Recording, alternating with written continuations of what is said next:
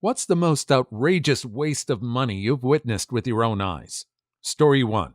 I worked with a guy years ago as his manager. We'll call him Kevin. Kevin had a gray 1987 Chevy Celebrity that he bought for $300, which he customized with 18-inch rims that he had bought for $800 used, and likely stolen, and $500 worth of audio equipment, also likely stolen. He decided one day that he should put undercar lights on his $300 1987 Chevy Celebrity. He spent $400 on a fancy set of lights and another $200 to have them installed. Undercar lights happen to be illegal in our state, but you could usually get away with them if you weren't stupid. Kevin was stupid. He decided to show off his $300 1987 Chevy Celebrity with its $800 rims, $500 audio system, and $400 undercar lights, which weren't particularly legal in our state. He concluded that the best place to do so was the local carnival, sponsored by and held outside of the local police station. Kevin pulled up to the carnival in his $300 1987 Chevy Celebrity, slowed down on his $800 18-inch rims, and turned on his $400 undercar lights and $500 audio system. Not 100 feet into showing off for the ladies, one of the police officers, of which there were many, decided to show off the lights on his 2002 Chevy Impala. He was given a ticket for $180, but told that if he had the lights removed and showed up to his court date, then the ticket would likely be dropped. Returning to the shop at which he'd purchased the lights for $400, Kevin paid another $100 to have them professionally removed, which then he earned back by selling the $400 set of lights to the very shop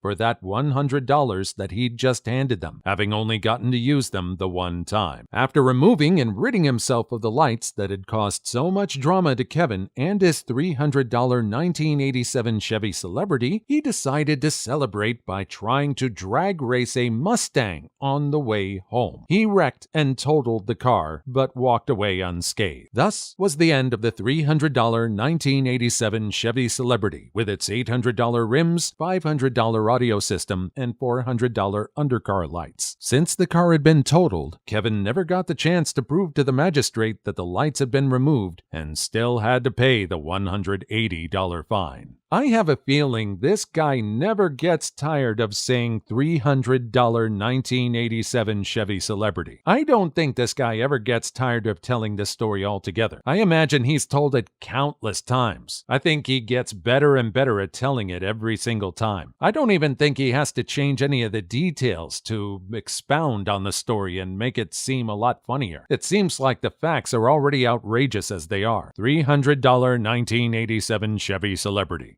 Story 2. I'm doing a course at university that covers specific contracts relating mostly to banking, insurance, credit arrangements, and other financial contracts and agreements. My lecturer has practical experience as a senior compliance officer at some big banks and told us about one of his clients spending the equivalent of, in today's terms, $68 million buying, adjusting, and rolling out software and hardware for their national banking system. The problem was that the software wasn't developed locally, and as a result, including functionality that served absolutely no purpose locally, and further to that, omitted functionality that was a baseline requirement in terms of what the banks needed locally. My lecturer attributed this to the fact that it happened around 2001-2002, which is why nobody was absolutely certain about what was going on. I didn't experience it firsthand with my own eyes, but I can feel the pain of the higher-ups who had to admit to making that mistake. Last he spoke of it, he said they ended up abandoning the upgrade, losing out on the sum total of $68 million, plus the $750,000 fine that was levied every 6 months for their lack of compliance with standard banking practices. He stepped down as their compliance officer when one of the execs told him that the fines would cost less than restructuring for a new upgrade. And now we have another reason for people not to trust banks. We already have a bunch of banks going under now. It's that last sentence in this story that gets to me. The fact that they would just keep paying the fine because it was cheaper than upgrading the software. That's scary. Story 3.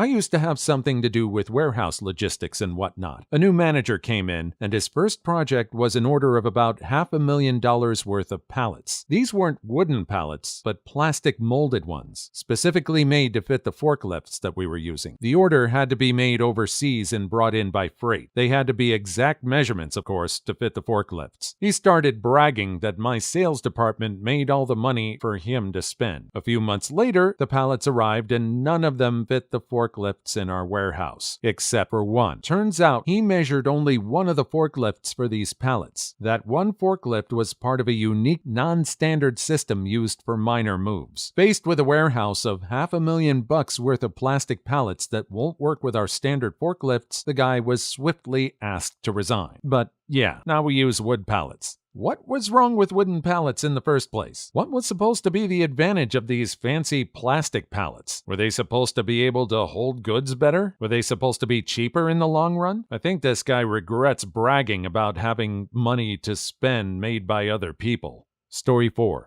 I work as a freelance musician and often stand in for wedding bands. I've worked lots of weddings where clearly the families have crazy money. One thing I always see at the fancier events without fail is a ton of amazing, fully prepared food and expensive drinks being tipped, thrown away at the end of the night. When I asked about it once, I was told by one of the staff that a lot of catering companies are trained to prepare enough of every menu option so that if everyone orders the same thing, they have enough. What happens in reality is they tip away enough food to feed the wedding party, often of 200 plus people, another 2 times over. Particularly annoying when the band are served cold chips as their evening meal because we couldn't stretch the budget, sorry. On a more positive note, one of the funniest things I've ever seen was a drummer successfully sneaking out of a catering tent, having liberated a whole wheel of cheese that night. That one's hilarious. I keep imagining that the drummer is Animal from the Muppets. I can imagine the whole band rejoicing and chowing down on the wheel of cheese right there, or in the van on the way back from the gig. Such a waste of food.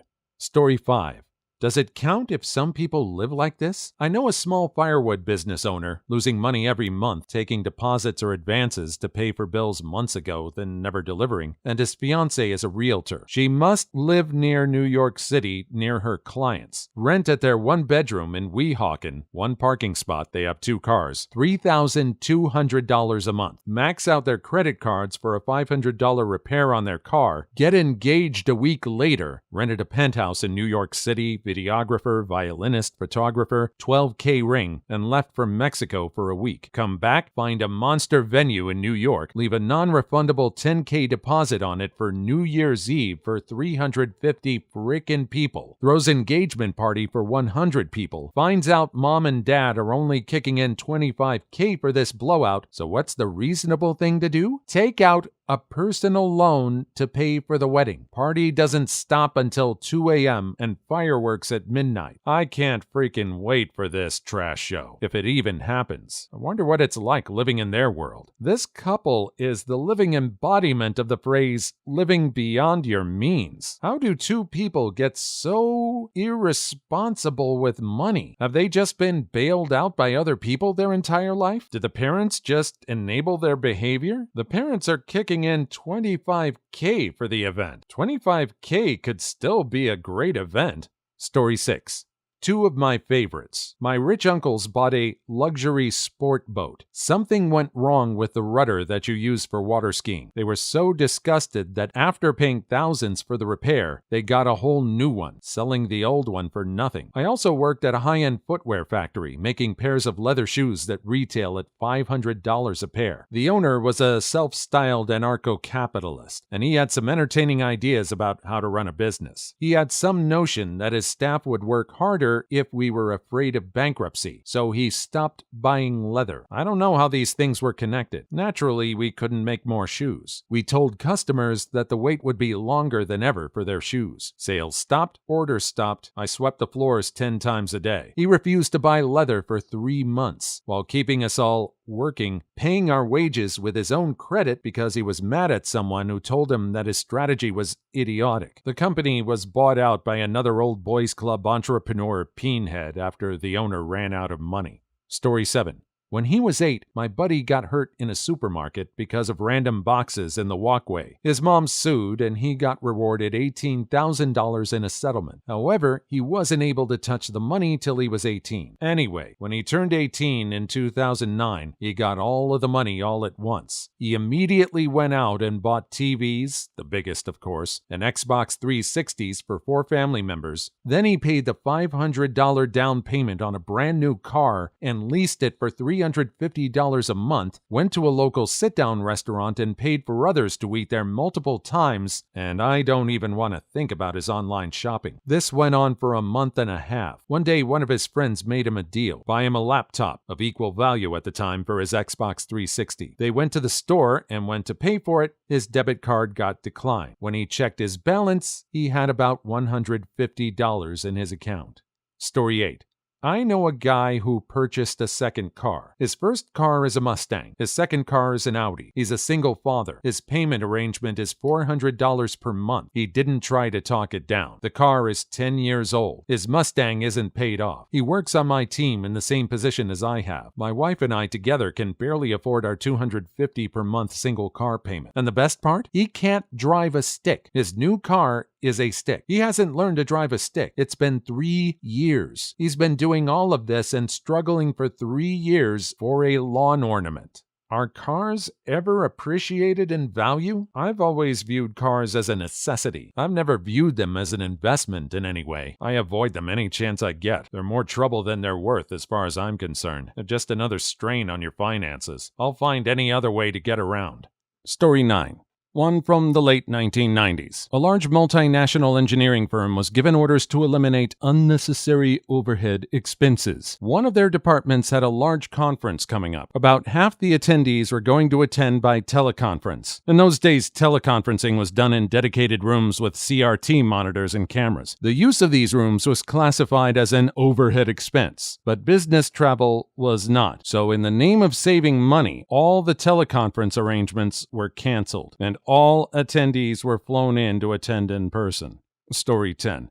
Not sure the amount of money, but it was a lot of bacon. I once worked for 3PL Warehouse, primarily focused on food storage services. A client company was storing some pre-cooked bacon for use in some product they were planning to release. They decided not to release said product and ordered all of the bacon we were storing for them to be destroyed. We loaded multiple trucks with close to 150,000 pounds of perfectly edible bacon to get tossed in a landfill. Saddest day of my life while working there. Before anyone asks, there was an auditor from the client there making sure all of the pallets of bacon were loaded onto the trucks and none fell off. So the company wants to make sure no one takes any of the bacon? Why? What monetary damage is it going to do to this company if someone else eats the bacon? Make it make sense to me. Food that could have gone to people that actually need it. Story 11. Once I was at this cheap-looking casino with a friend of mine. In this casino, there was a round roulette table with 6 seats to sit and play on. As we, only my friend and I, were sitting at this particular table, some guy took 3 seats for himself and kept gambling the maximum amount of money on these 3 seats every game. This guy lost everything, of course, and went completely berserk after a while. Security had to drag his butt out of the casino because he was fighting the machines while screaming like a maniac. Poor guy lost everything that day. Still sometimes wonder how he's doing nowadays.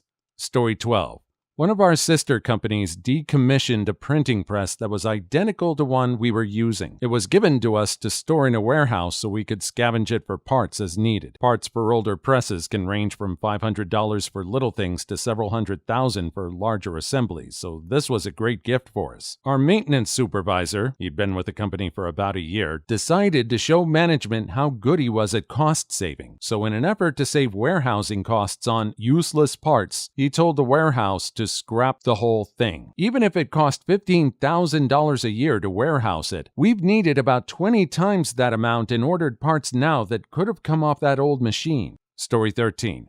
In Las Vegas in 2000 at the Bellagio, I watched a guy walk up to a high-roller blackjack table. He was being followed by a security guard and some guy in a suit carrying what we guesstimated at about $300,000 in chips. He sat and played blackjack by himself. We watched for about 45 minutes and he had already lost over $150,000. Never once showed any emotion. No clue who this guy was. He was dressed like a stereotypical white grandpa in jean shorts, a polo shirt, and white New Balance tennis shoes. If he could afford to dress like that inside a casino, he could afford to lose so much more than what he had with him, I'm guessing. I heard a saying once that when you get to that point, you don't play to win, you play to lose. This was probably a person that could have really hit big, but even if he lost, it was no big deal. I think this guy had money that you and I will never see in our lifetimes.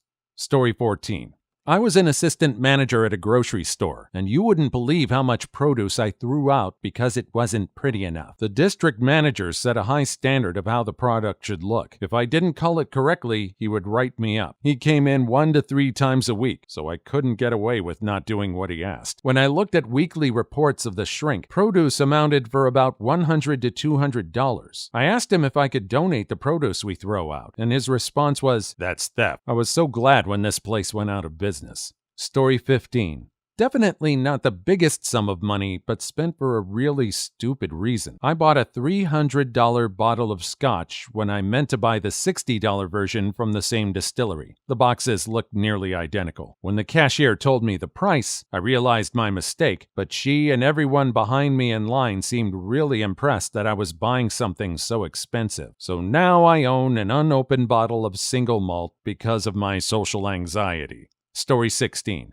A company won a contract in an area of the world they never operated in, but thought they could do it purely because they had the hubris of working in other tough areas of the world. In fact, they were so confident they quickly scaled up to several contracts in this new area. Turns out the equipment couldn't hack the new environment. Company proceeds to blow well over $100 million in a year repairing prematurely failing equipment. Surprise, surprise. There was no Christmas party that year, but I'm sure the management team enjoyed their bonuses. That always seems the case, doesn't it? This sounds like a situation where the management or people who made these decisions regarding these contracts would deserve to lose their bonuses. I always wonder what happened in these meetings where it's decided that these management people will get their bonuses despite these bad decisions. How do you think those meetings go? What sorcery gets casted in that place?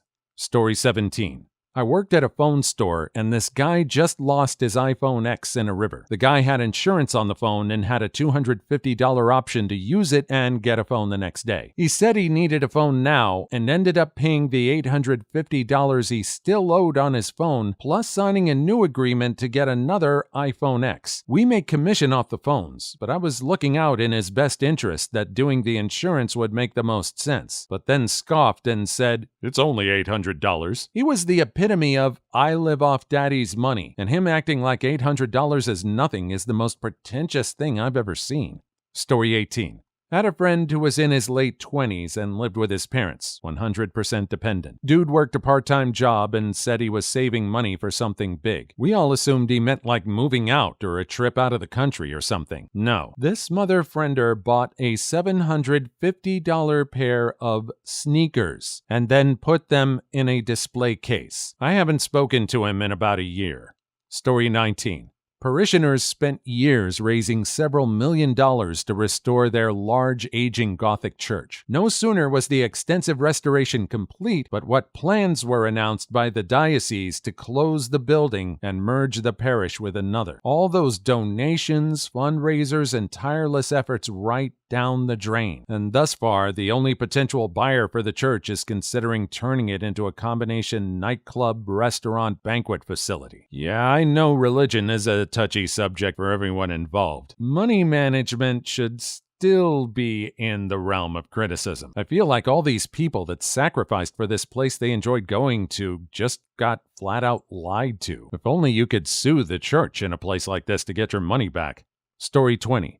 I was at the Bellagio in Vegas and walked in the high roller room. There was a guy walking around playing baccarat on 4 or 5 different tables at a time. He'd tell the dealer, 25 banks, 5 times, 25 banks, 5 times, while rotating around. Basically, he was betting $25,000 on the bank and $5,000 on a tie. Asked the pit boss about him. Apparently, he was the son of the LG CEO and was down about $5 million so far that weekend. Story 21.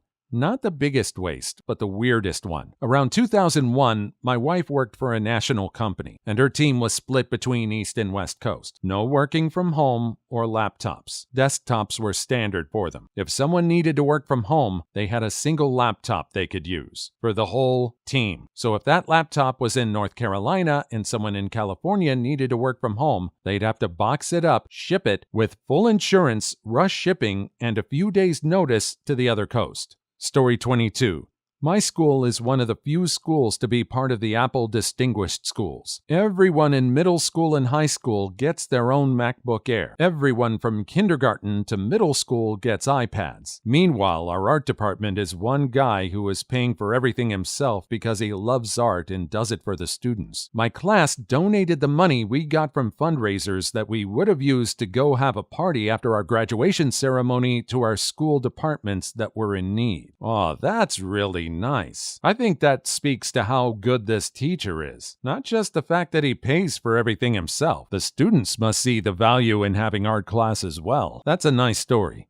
Story 23. A few years back, I used to make cast-molded pewter figurines for D&D. I could buy $25 worth of pewter and make about 50 to 75 figurines, which I sold for $10 to $50 each, depending on the size. Had a guy come to me, buy every figurine I was able to make. I had 72 different molds for a cost of $900. Says he was going to get deep into D&D. A week later, he gave up on the game because he couldn't figure out the battle system. Story 24.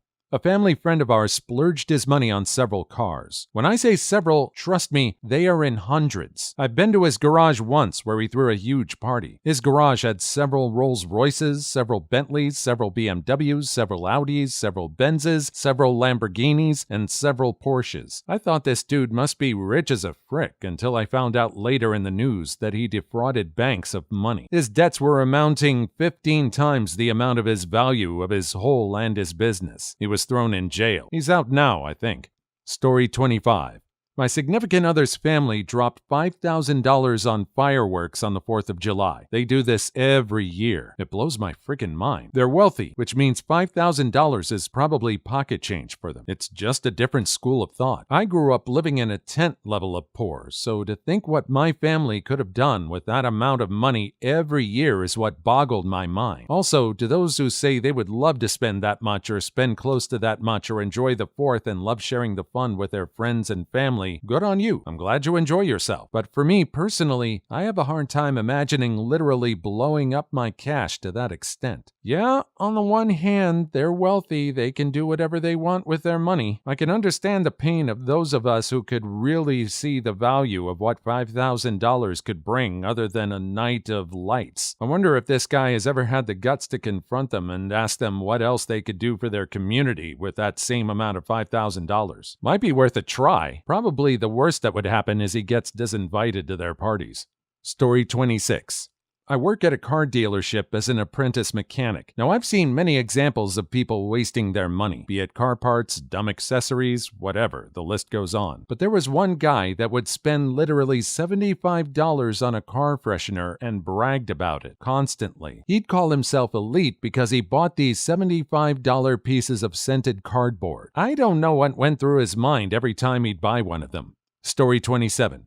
I'm a VIP tour guide at Walt Disney World. Each guide costs $600 an hour, and charging starts when you ask us to meet you, whether you're there or not. A family booked 2 of us multiple days in a row and wouldn't show up until typically 2 or 3 hours into being charged. $7,000 plus overall paid for tour time they didn't use. Didn't care at all. Story 28.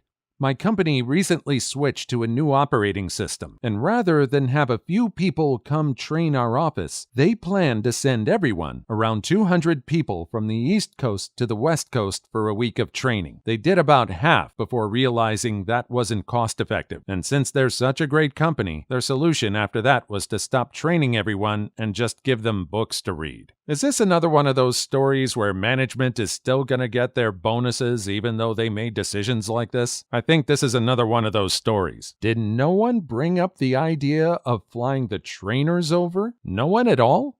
Story 29. Saw an acquaintance let pride get the better of him, and he spent $300 on a carnival game that he never ended up being able to win. I think I had something to do with it because I won the game, free throw, moments before, and he was watching. For some reason, in middle to high school, I would win that game every single time I saw it. Can't for the life of me anymore. He got a consolation doll, though. Story 30.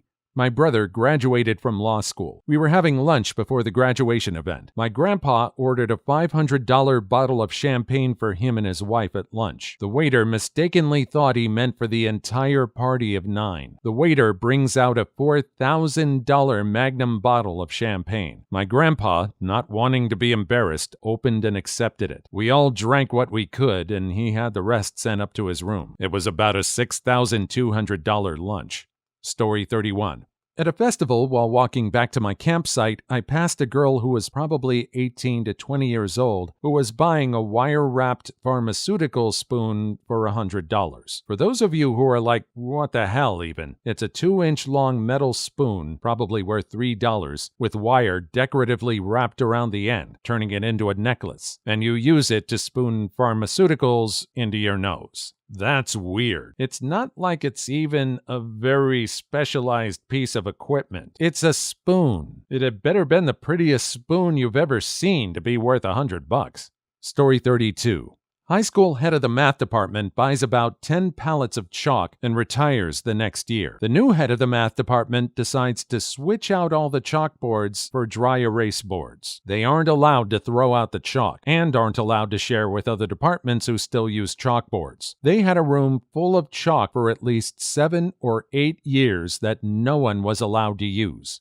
Story 33. Previous job, a satellite location ran mostly on their own. Technically was their own company of 7 people. President of said company met someone online, got catfished hard, and sent them $20,000 from the business. Then they did it again 2 years later.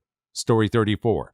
I work for Amazon's logistical team. They're currently spending thousands of dollars sending people to CDL school so we can move freight between sites. However, they're not giving out bonuses, raises, or any kind of incentive, so everyone's just leaving immediately after to better paying jobs. It's hilariously stupid. Oh, I thought that one was going to end badly. With all the stories of how Amazon mistreats employees and treats them like robots, I thought that this was going to go very badly. I'm glad people are taking the opportunity to take this training and go on to better jobs. I do kind of feel sorry for the workers that are left behind. They're probably going to have to shoulder the burden of this loss in some unfortunate way. Story 35. The company I work for invested $1 million into a new framework for servers and databases, let it sit unused for 6 years, and then migrated a very poorly tested environment onto it when it was 2 years until end of life, basically forcing themselves to start looking for a replacement right after migration. Story 36. My roommate is a rich international student. His parents own a very successful business in Beijing. He spent 1,300 Canadian dollars on a brand new iPad Pro. Mind you, he already owned one, so that he can have one iPad plugged into our speaker and he can use the other iPad as a remote to change the music. That's depressing. Do you get the feeling that people with money just stop innovating? If other people were looking for a way to control the iPad, they would have probably used their head to think of a cheaper way to do it. I wonder what this guy's doing now. Story 37. Out with a billionaire friend of my parents. He had them wake up the hotel restaurant's chef to rush over and make us food. Chef was in a great mood, too. Story 38. I had a client who borrowed money at 6% interest, only fixed for 5 years, to invest in a 5-year term deposit offering 2.3% because he was told he should have investments in term deposits when nearing retirement. Story 39. Friend bought a new fully stocked car he couldn't afford on his salary. He said it's okay because he's getting another job that pays better wages. Only thing is, he hasn't taken the exam to get his license for the job yet. That is risky. What do you think the percentage is that he'll get the job? 50%? 40%? And what if there's a delay in getting the job anyway and he has to start work later than he thinks he does? How's he going to pay for the car then? Story 40. Coworkers putting $300 in a slot machine. Lost it all in a few seconds. Then he asked to borrow some money because his kids are coming to visit. I guess I know why he was divorced.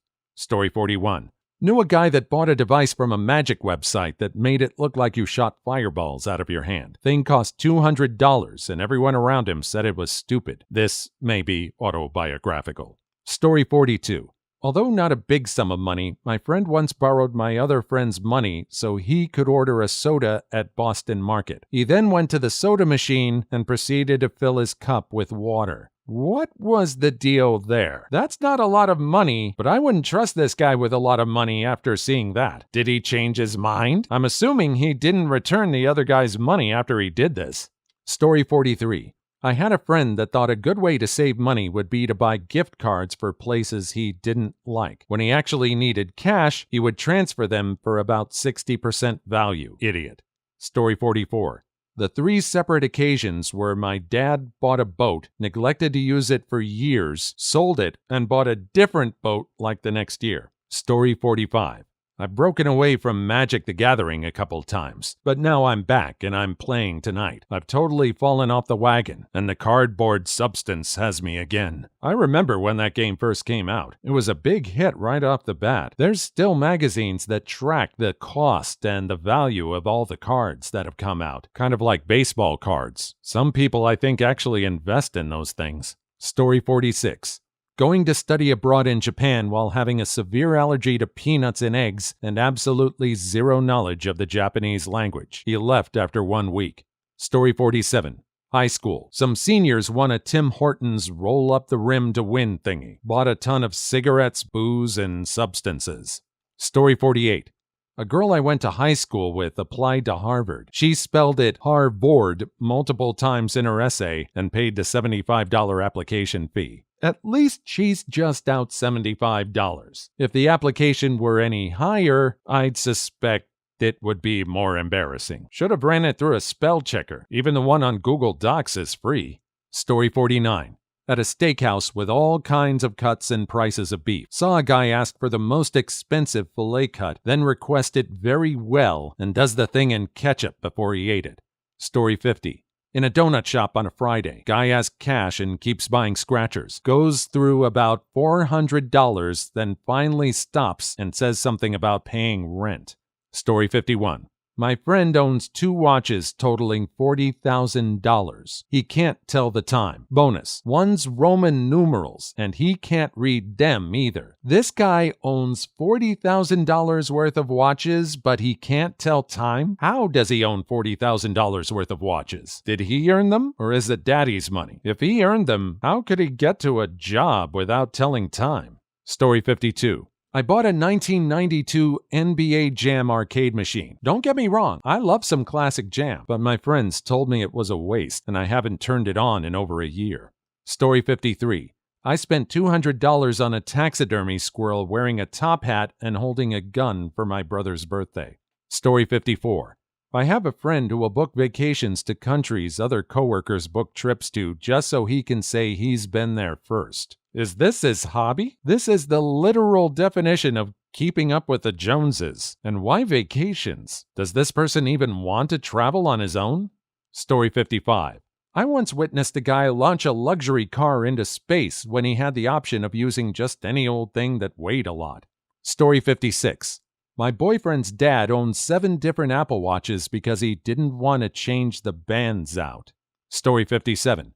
A family friend became very successful and celebrated by buying $12,000 of matching wooden hangers. There has to be a story behind this one. This guy must have dreamed about wooden hangers growing up poor in his tent city. He must have thought it was the height of elegance to be able to hang your coat or your jacket onto a wooden hanger. He must have been ecstatic when he finally placed that order. Story 58. Some rich dude in the Hamptons buying a pallet of Fiji bottled water for his hot tub. Story 59. My roommate plays Fortnite and buys every single skin that comes out. Every one. Story 60.